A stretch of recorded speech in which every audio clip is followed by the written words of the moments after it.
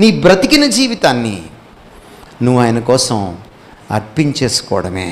అంటే నువ్వు మాట్లాడిన ఆయన కోసమే, నువ్వు చూసిన ఆయన కోసమే, నువ్వు ఆలోచించిన ఆయన కోసమే, నువ్వు నిర్ణయం తీసుకున్న ఆయన కోసమే, నీకు కోరిక కలిగిన ఆయన కోసమే, నువ్వు ఉద్యోగం చేసిన ఆయన కోసమే, నువ్వు రాజీనామా చేసినా కూడా ఆయన కోసమే, నువ్వు వంట చేసిన ఆయన కోసమే, నువ్వు టీవీ చూసిన ఆయన కోసమే, నువ్వు పెళ్ళికి వెళ్ళిన ఆయన కోసమే, నువ్వు పడుకున్న ఆయన కోసమే, నువ్వు లేచిన ఆయన కోసమే. జీవితమే ఒక యాగం. అదే అసలు సిసలైన ఆరాధన, పెదవులకు మించిన ఆరాధన. ఇది ఒక క్రొత్త నిబంధన క్రైస్తవుడికి, క్రైస్తవురాలకే సాధ్యం.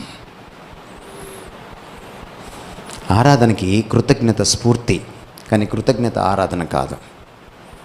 కృతజ్ఞత దేవుడు ఏదైనా మంచి చేస్తేనే కృతజ్ఞత, కానీ ఆరాధన ఆయన ఏం చేయకపోయినా దాసోహం అయిపోయేది ఆరాధన. మొన్న ఒక ఆయన పోయాడు, ఓ సినిమా యాక్టర్.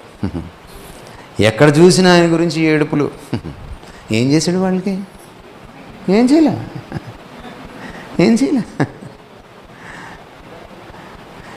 ఏం చేయకపోయినా అభిమానిస్తామే. అది ఆరాధన అంటే. నాకు ఇది ఇస్తేనే చేస్తానంటామే, అది క్విడ్ ప్రోకో భక్తి. దేవా నాకు ఇది ఇవ్వు, నేను నీకు ఇది ఇస్తా.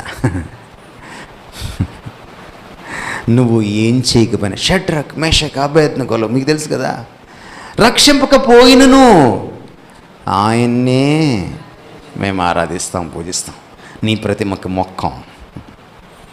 ఈ క్రైస్తవులు ప్రపంచాన్ని మారుస్తారు. ఈ క్రైస్తవులు క్రీస్తుని చూపిస్తారు. ఈ క్రైస్తవులు అసలు క్రైస్తవం ఏంటో